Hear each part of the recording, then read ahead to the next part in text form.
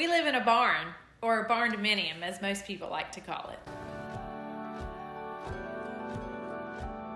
We were living on the beach, Santa Rosa Beach, near 30A, and thought that would be our forever home. We had always talked about retiring at the beach, and we just, were living the dream. Hank had been in the military for 26 years, and then one day he came home and said, I think I want to retire. So I'm like, okay, what are you going to do? Surprise. I know. What are you going to do now? So we got a job in a neighboring county, which required us to live in that county. So we had to move. We bought 75 acres in a rural county, and the property had been abandoned for 9 years. No one had lived here. I don't think anybody had even touched foot on The it. grass was this high. Yeah, you really couldn't even tell what was here. We had to move quickly, and we knew we wanted property. Yeah. So we bought it, and it had a small, 1,000 square foot house on it, and a few outbuildings, and this big red barn.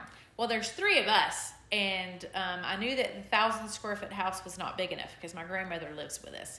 That's not counting our dogs and our cats. And it got small quick. Yeah. We had recently seen an episode of what was then popular Fixer Upper. Everybody knows Chip and Joanna Gaines, Fixer Upper. There was an episode on there where they had taken an old barn and converted it into a house. And I remembered that. So when I was thinking about, gosh, what are we going to do? Are we going to have to build a house? We've got to do something because this is just not working. It's too small.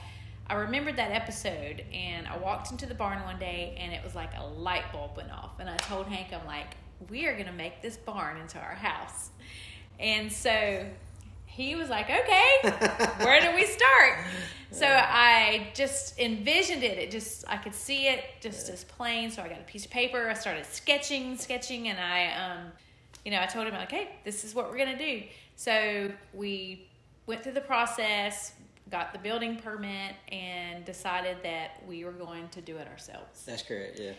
We didn't really have that much experience. I mean, we had done some remodeling here and there. I built an outbuilding once. Yeah. But we didn't really have the experience of building a home from the ground up. And basically, by the time it was said and done, that's what we had to do because we had to demo it. There was just so much junk. Yeah, I mean, it was so much junk. Okay, so we're going to do a walkthrough to see what she looks like. Ugh. Basically had been used as storage. Right. And then sat vacant for 9 years. So we started with demolition. And demolition was probably our granddaughter's favorite.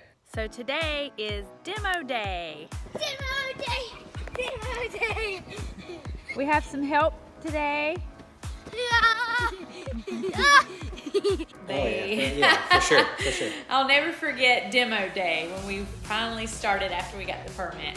We started just tearing all the stuff off the walls. We had the sledgehammers going, and they were really getting into that. And I mean, it was pretty fun, Go ahead. Let me see what you got there, Muscles.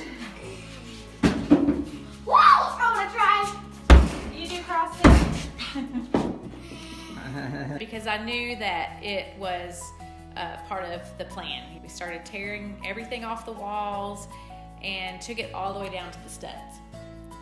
Some of the stuff that we uncovered was a little frightening. I mean, there had been, even though it wasn't occupied by humans for 9 years. Even though no one had lived here, there were critters that lived here. And oh my gosh, the spiders we uncovered, it was crazy. So we had a big dumpster, and we just started chunking everything in the dumpster and got it all taken down to the studs. Then we could kind of see what we were working with. And it had great bones. It already had a concrete slab, and the studs and stuff, the stud walls were in good shape. There was no termites, no rot. So, it had good bones. Sure. And so I think the first thing we did was replace the roof, right? We put the metal roof on to make sure that, we had, our investment would be taken care of and there wasn't any leaks or anything. So we put a metal roof on. I remember when you first walk in, I had envisioned this big, tall, grand room. And the barn actually had a second story, like a hayloft that went all the way across. So we decided that we were going to take that half of that second story out and open it up so we would have like the big tall ceilings. And I'll never forget one night we were working late because you were still working a full-time job at that time. Yeah. And I would do, as much as I could during the day.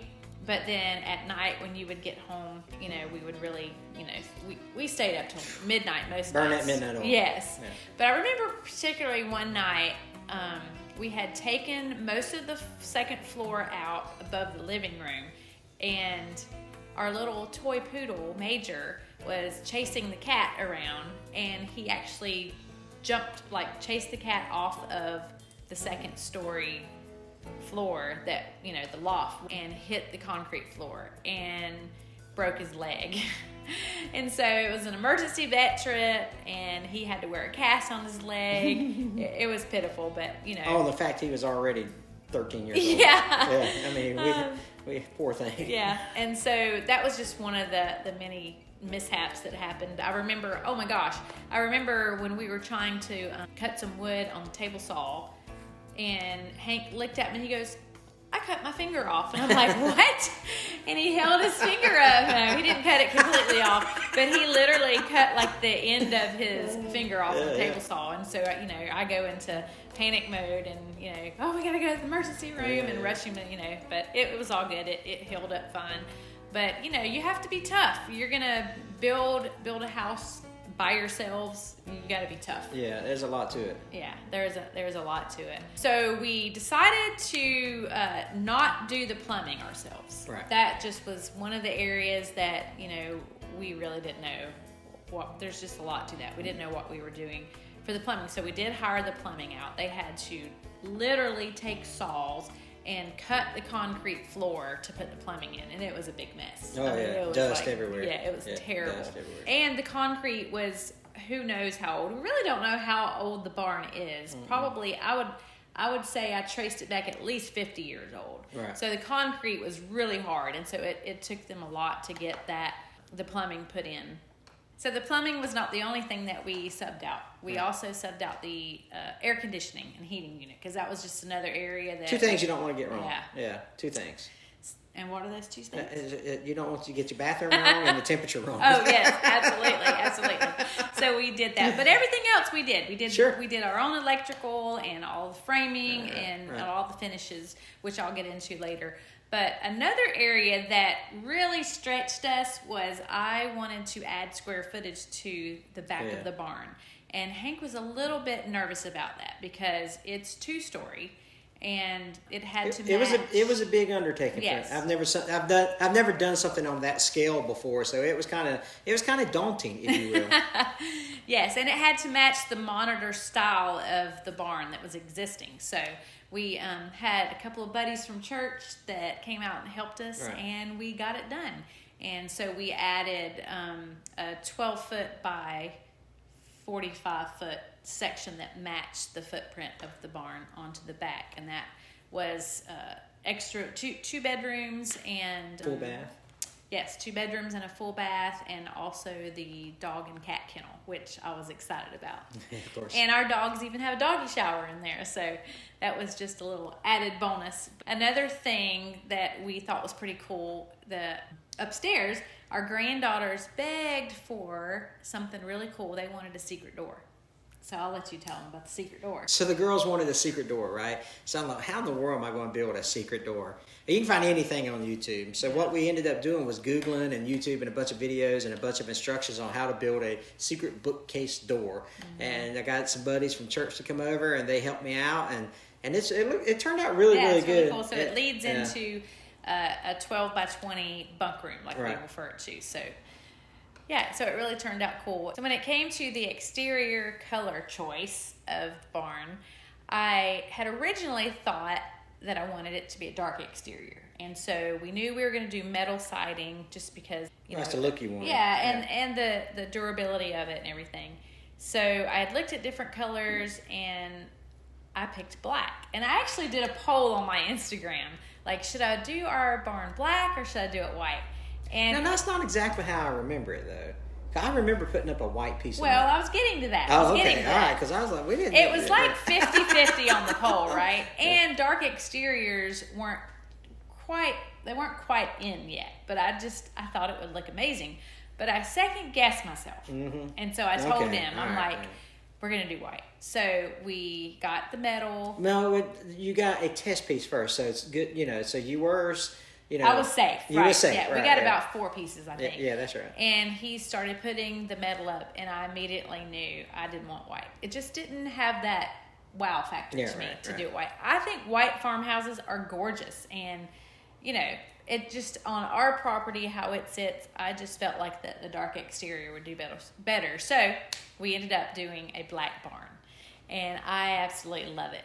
I love it. We did black barn with white trim around the windows, and it's a huge focal point. Yeah, I guess for our property. Yeah, when you drive up and against the greenery of our property, it looks really sharp. So that was. I would suggest, if you have an idea of what you want, go with your first intuition. Don't second guess yourself, and just do what makes you happy, and don't worry about what other people think. So right. I love how it turned out.